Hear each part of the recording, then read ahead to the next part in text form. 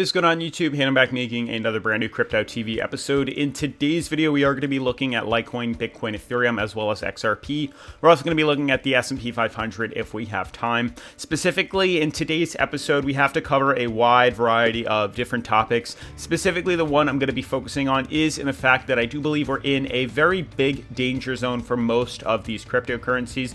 We've been talking about short-term price analysis for most of these cryptos in regards to the past couple of days, but we really have to focus in on what exactly we're doing inside of what appears to be very strong supports and resistances. There's some sort of channel that most of these cryptocurrencies have fallen inside of, and they are pretty much the key to whether or not we are going to be seeing a few more months of bull market or if we're going to be seeing a few more months of bear market. This is pretty much going to be it, so I really recommend you guys watching the video to the end, as you really don't want to miss out on any of these key opportunities to be buying in and shorting or buying in and longing the market. Otherwise, if you guys are new to the channel, definitely make sure to subscribe, turn on post notifications, leave a giant thumbs up as this does help support the YouTube algorithm, and let's jump right into today's video.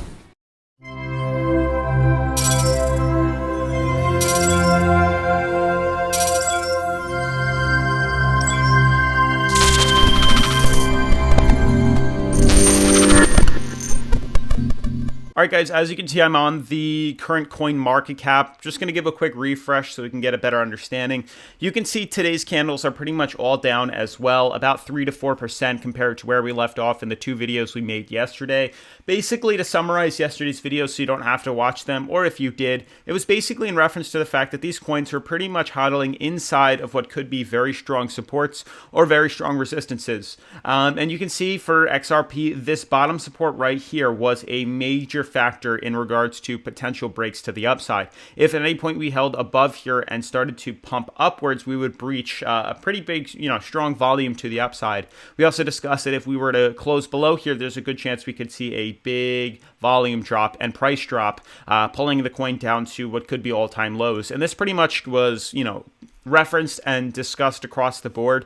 You can see the same thing applied with Ethereum, as Ethereum finally came back down to retest bottom support, something we really weren't anticipating, but you can see it's a very similar trend as we've seen in the past, where we had like almost two recoveries here and then a correction, where you can see right now we had these two just here and then a pullback down to bottom support, retesting the 4-hour moving averages, and there's a good chance we could see swings to the upside. But I want to talk about the opportunities where we could see big shorts and big corrections to the downside. As you remember in the title, I discussed the fact that this is a major danger zone. This is huge for where exactly we could be trading and seeing the next, a few months, if not year or two within, cryptocurrency, within Ethereum, within Bitcoin, XRP. These are major areas of vital supports for the coin, as you can see as well for Bitcoin and Litecoin as well, also falling lower. You can see Litecoin fell back down to bottom support right here, pretty much tanking itself on the MACD, but the moving averages and the relative strength indicators really don't look too bad. As you can see, they're getting very close to being oversold. So really what I want to discuss with you guys is major keys that Bitcoin is falling into. And I want to start and focus on Bitcoin, then we'll look at the other cryptos. But for Bitcoin right now, you can see there's pretty much this like danger zone. There's an area here that really is just a problematic zone for Bitcoin, and it's just like this. I'm going to circle it right here. This is a problem zone for the coin, where you notice that it's had big resistances where prices have shot up, retested, and fallen. And then with recovery, we're able to break through it. But we've also used it as a means of support, and you can currently see it's acting as resistance. My main concern is, as you guys know, Bitcoin is trading at number one. This has most of the volume and most of the, market cap within all of cryptocurrency. 575 billion. We have 73 billion in volume. There's a lot to, trade around with here, and there's a lot of problems in this zone right now. Mainly to discuss is the fact that we're seeing these lower highs form. This is a clear signal of a bearish market, a bear market to say the least. And you can see we've been talking about the fact that we've needed to breach the prior high in order to reset and consider us breaking back up to what could be $40,000, $48,000, $50,000, breaking up to all-time highs. Problem relies in the fact that each time we've tried, we've broken lower. You can see this resistance here. We had the next higher low, the next higher low, and the next higher low, or the next lower high, the next lower high, and the next lower high.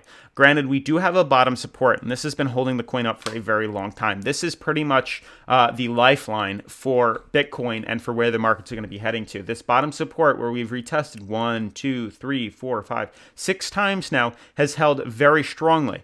The problem lies is if we manage to close below here and breach all the prior lows that we've had, it's going to be a massive signal for correction to the downside.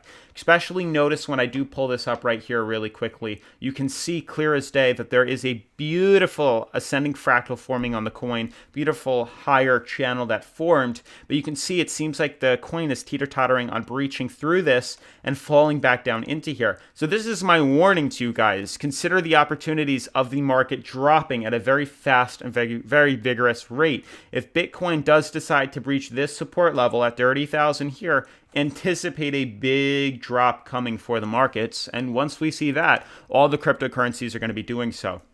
So what we're waiting for right now is obviously one of two things. Honestly, you can see on the 4-hour for the moving averages, we're starting to see a bearish cross. So they're all signals of potential reversal. Just the fact that we've had these lower highs forming here and pretty much sandwiching us into this neckline right here, there's a good chance it's going to pop the neckline and we're going to see the prices fall at a very violent rate. And this could pretty much set up Bitcoin and the rest of the cryptos for bear markets ahead moving forward into 2021. And this is something we really have to consider.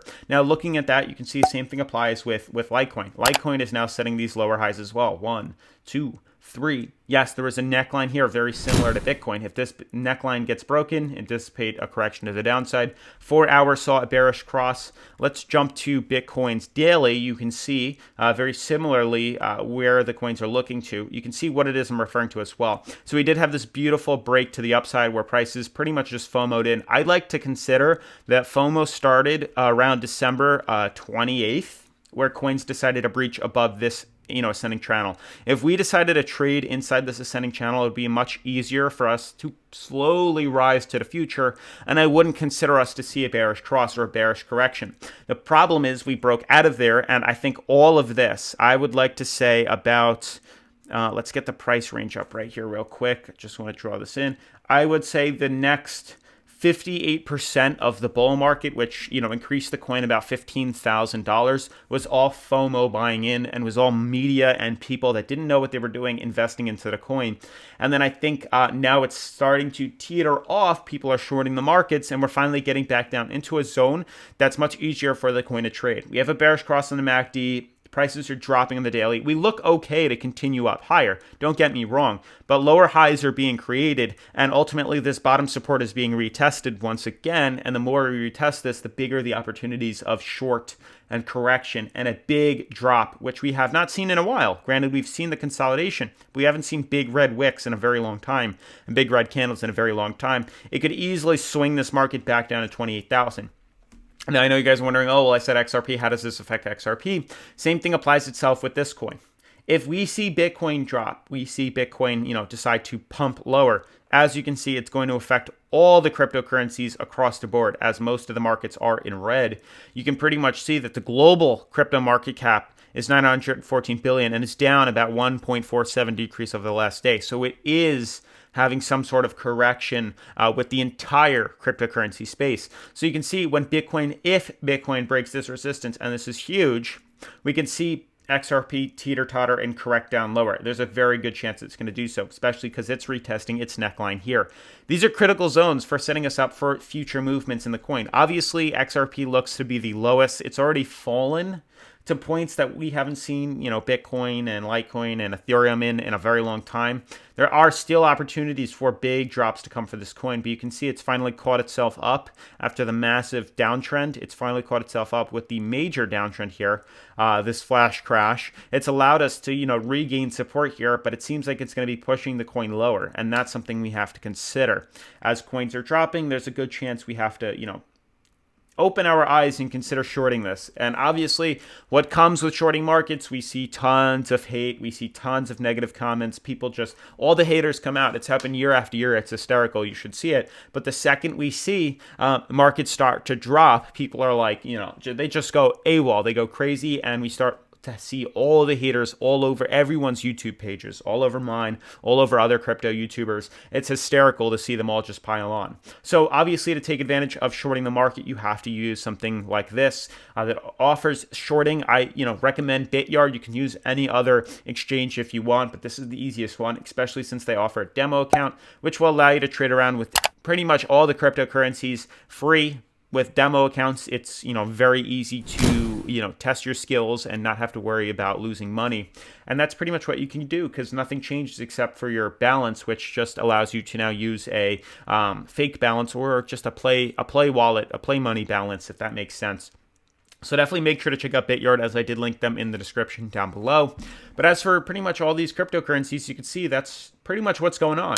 XRP is hitting its bottom right now, retesting bottom support. Good chance it's not going to break this resistance here. Obviously, if it does, we're going to see a big swing back to the upside. We could see a big swing to 33 cents.